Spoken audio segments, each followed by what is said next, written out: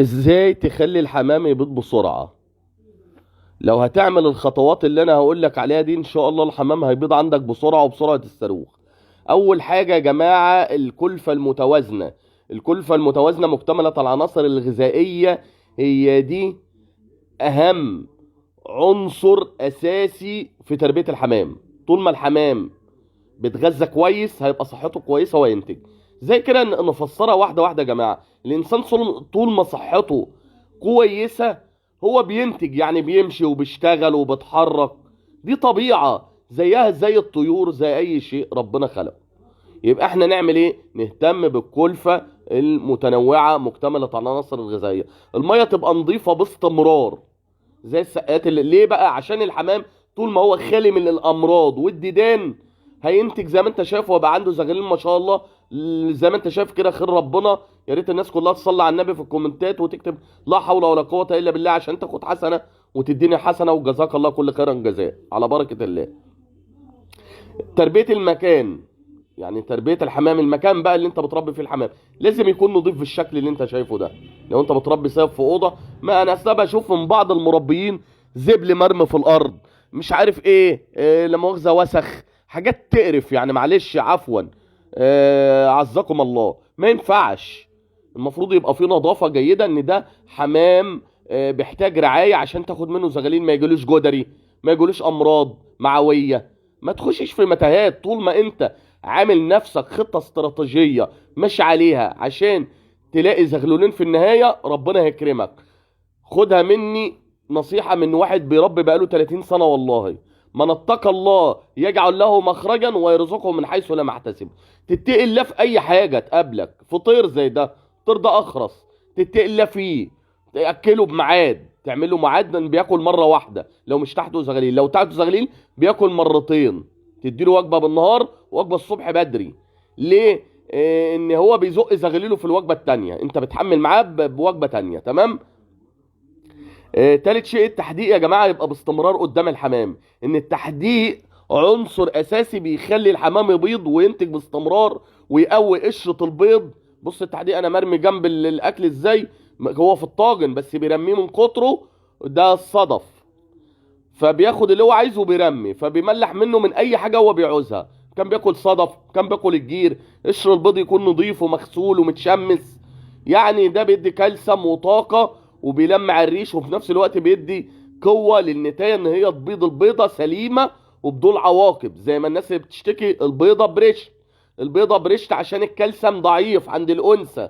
طول ما الكالسيوم ضعيف مش هتقدر ان هي تبيض بيض سليم او مخصب. تمام يا تمام يا ناس. من الحاجات الاساسيه اللي انت ممكن توفرها كل اسبوع الحلبه، تعملها مره واحده في الاسبوع. زعتر، كل الحاجات ديت مفيده جدا. الحلبه بتنشط الخصوبه، لبان الذكر بينشط الخصوبه. كل دي عوامل بتاثر بالايجابي على الحمام وعلى الطيور. تلاقي حمام صحته نشيطه. طول ما الحمام صحته نشيطه وقوي زي ما انت شايف كده، ما شاء الله لا قوه الا بالله، اعرف ان انت ماشي صح وسليم. مفيش اي حاجه انت بتعملها غلط، سيبها لله بقى. الناس اللي بتقول لي اصل الحمام بقى له شهر ما بطش، يا عم انت بده كورس ديدان. طب اهتم باي حاجه، اهتم بفيتامينات، باملاح معدنيه، بكالسيوم، بتهيئ زي الايه، سيلينيوم ايطالي. كل دي حاجات بتاثر انت ما بتوفرهاش. ازاي الحمام هينتج؟ هو مش مطبعه فلوس عشان ينتج.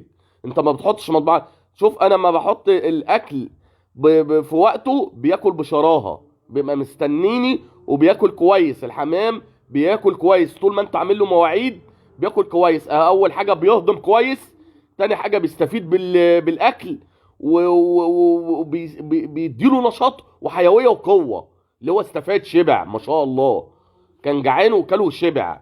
غير ما يبقى قدامه الاكل عمال على بطال ويعمل عليه زرق ويخش في امراض وما ياكلش الحبوب ديت، لا ياكل الحبوب ديت. انت كده ما بتعملش لنفسك اسس بتمشي عليها. عشان الحمام يبيض بسرعه يا جماعه لازم تعمل له اسس. انا عندي الحمام مثلا متاخر، اديله شيح مغلي في الميه، ادي سترات الببرازيل معلقه على لتر الميه لمده 3 ايام، بندكس بشري 5 سم على لتر الميه. ده بيقضي على الديدان اللي هي ما بتخليش الحمام يبيض. حمام ما بيبيضش يا جماعه بسبب الديدان، ان لو في ديدان عند الحمام عمر الحمام ما هينتج ولا يبيض ولا تشوف منه اصلا زغلول. ليه؟ ان الديدان بتتغذى على الاكل، وطول ما الديدان بتتغذى على الاكل عمر الحمام ما هينتج. حط تحتها الف خط.